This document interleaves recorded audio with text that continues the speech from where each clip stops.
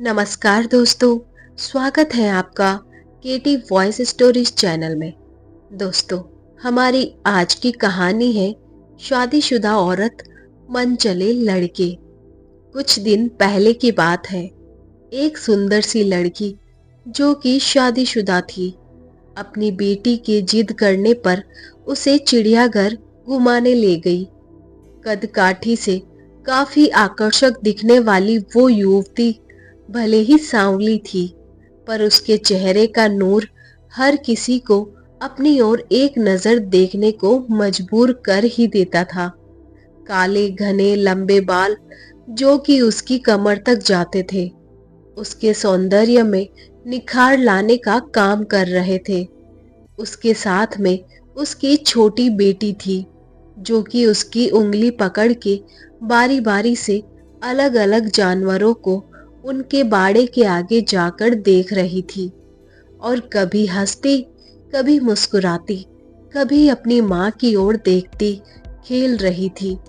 वहीं चिड़ियाघर में एक आवारा और मनचले लड़कों का झुंड भी था, जो उस लड़की को देखते ही उसके सौंदर्य पर लार टपकाने लगे थे। उनमें आपस में ही होड़ लग गई थी। वे एक दूसरे से कहने लगे, वो देख तेरी भाभी आ रही है। तभी दूसरा लड़का पहले वाले से कहता है, चल पगले, भाभी तो होगी तेरी, मेरी तो जाने मन है। ऐसे भद्दे और अश्लील कमेंट्स करते हुए वे लड़के उस लड़की के आगे पीछे घूमने लगते हैं, लेकिन वो लड़की उन बेशर्म लड़कों को इग्नोर करते हुए अपनी बेटी के साथ मस्ती करते हुए आगे बढ़ती जा रही थी।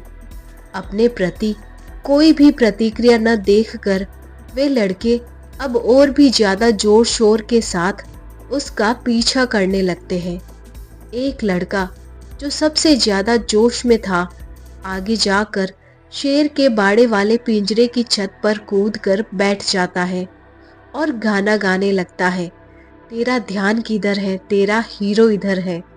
उसकी ओर कुछ इशारे भी करने लगता है।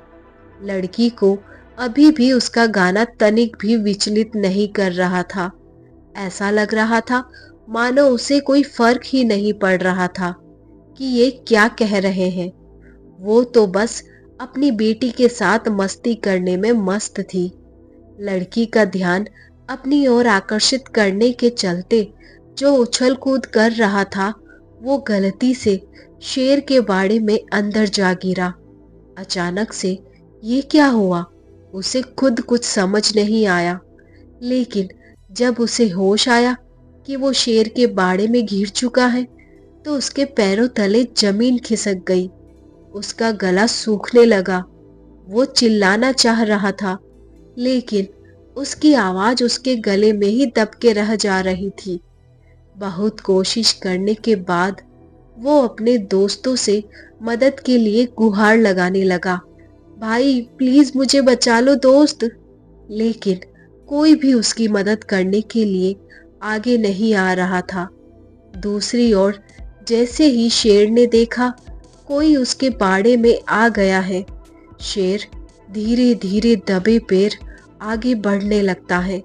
शेर के चेहरे और उसकी आंखों का खौफ देखते ही लड़के का हाल बेहाल हो गया था। उसे तो लगा था शायद ये उसकी जिंदगी का आखिरी दिन होगा।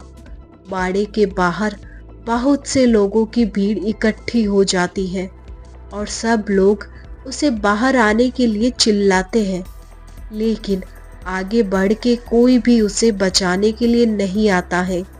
शेर आगे बढ़ रहा था, तभी भीड़ में से आगे आते हुए उस लड़की ने अपनी साड़ी का एक किनारा जल्दी से बाड़े में फेंका और चिल्लाकर कहा, जल्दी से पकड़ो। लड़की ने अपनी पूरी साड़ी उतार दी और बाकी लोगों की मदद से एक छोर पकड़े रही। दूसरे छोर को पकड़ के वो लड़का किसी तरह से अपनी जान बचाने में कामयाब हो गया।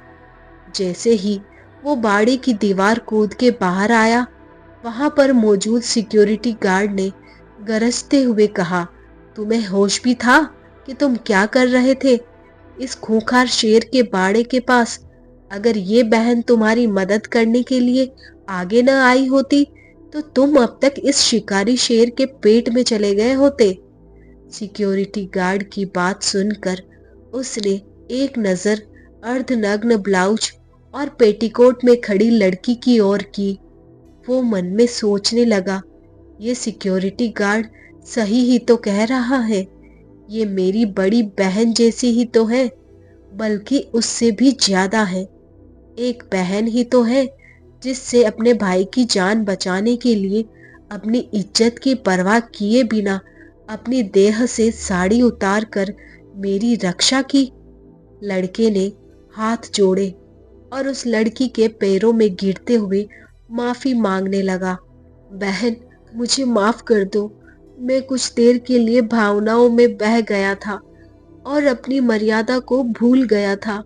मुझे माफ कर दो। आपने अपनी इज्जत की परवाह किए बगैर मेरी जान बचाने के लिए अपनी साड़ी तक उतार दी। आगे से मैं किसी भी महिला को अपनी माँ और बहन की नज़र से ही देखूंगा।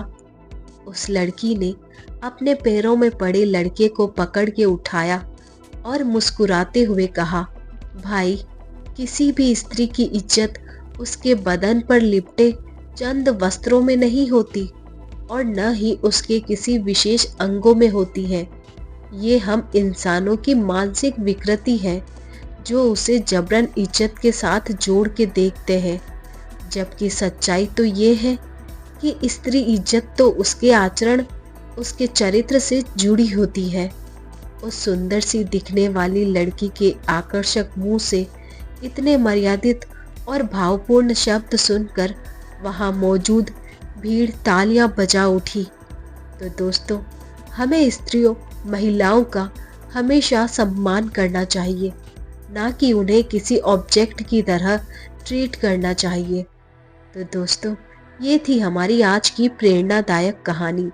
उम्मीद है आपको पसंद आई होगी और आपने इस कहानी से क्या सीखा जल्दी से कमेंट करके बताएं।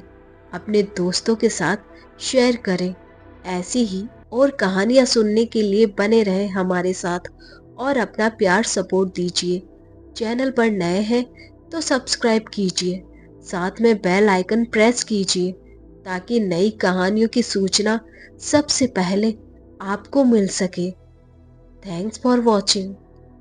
दोस्तों, आप सुनना चाहते हैं अपने पसंद की कोई कहानी तो आप हमें फेसबुक और इंस्टाग्राम पर सेंड कर सकते हैं।